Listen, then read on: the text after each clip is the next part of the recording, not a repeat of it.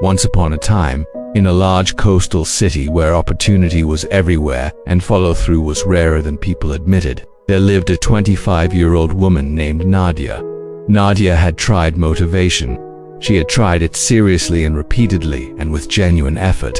She had watched the videos, read the books, written the journal entries, made the vision boards, set the alarms with encouraging labels, and begun more Monday mornings with fresh determination than she could accurately count. The problem was always the same. The motivation arrived bright and convincing, and then, somewhere between day 3 and day 9, it quietly packed its things and left, and Nadia would find herself back at the beginning, not failed exactly, but reset, waiting for the next wave of feeling that would finally carry her somewhere permanent. She was 25 and she had been waiting since she was 19. What she had not yet understood was that motivation is a visitor. It arrives uninvited, stays as long as it likes, and leaves the same way. You cannot schedule it. You cannot manufacture it reliably. You cannot build a life on something that operates entirely on its own timeline. Discipline is different. Discipline is not a feeling. It does not arrive or depart. It is a decision made once and then honored repeatedly.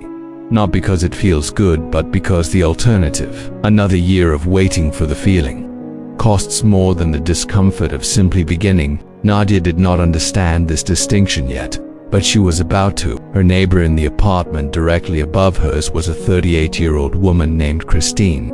Christine left the building every morning at 5:47. Nadia knew the time precisely because she had noticed it for months. From her window on mornings she happened to be awake. Rain, winter, dark, ordinary Tuesday with nothing remarkable about it. Christine left at 5:47. She returned in the evening, cooked something, and the lights in her apartment went out by 10. Nadia had assumed Christine was simply a morning person, a personality type, someone wired differently. One afternoon they met in the hallway and Nadia, partly out of genuine curiosity and partly out of the low frustration of someone who has tried and reset too many times, asked her directly, "How do you do it every morning? Don't you ever just not want to?" Christine looked at her with an expression that was not unkind but was completely honest. "Every single morning," she said. "I haven't wanted to in years." Nadia stared at her. "Then why do you go?" Christine thought about it for a moment, the way someone thinks when the answer is so familiar they have to translate it back into words. "Because I decided a long time ago that my actions don't work for my feelings. My feelings work for my actions." She shifted her bag on her shoulder. "I don't wait to feel ready. I go. And about 10 minutes in, the feeling catches up. It almost always does. But I stopped making it a condition." She said goodnight and went upstairs. Nadia stood in the hallway for a moment longer than necessary. She had been making the feeling a condition her entire adult life.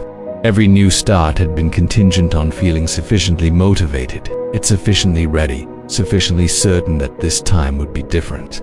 And when the feeling faded as it always faded, she had treated it as evidence that she was not the kind of person who could sustain things. That discipline was a trait some people had and she did not. Christine had just told her it was not a trait. It was a decision, made quietly, without drama, on some unremarkable morning years ago. And then simply honored the day after that, and the day after that, until honoring it became easier than breaking it. That evening Nadia made one decision. Not a plan, not a system. One decision about one thing she would do tomorrow morning regardless of how she felt when the alarm went off. The alarm went off. She did not feel ready. She did it anyway. It was uncomfortable and unimpressive and produced nothing she could show anyone. But it happened. And the following morning, because it had happened, it was slightly easier to make it happen again.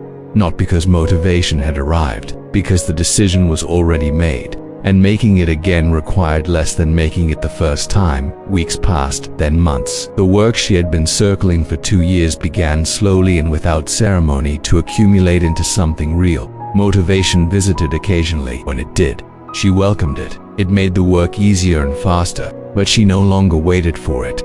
She no longer needed it at the door before she would let herself begin, because she had learned what Christine had learned on some quiet morning years before her.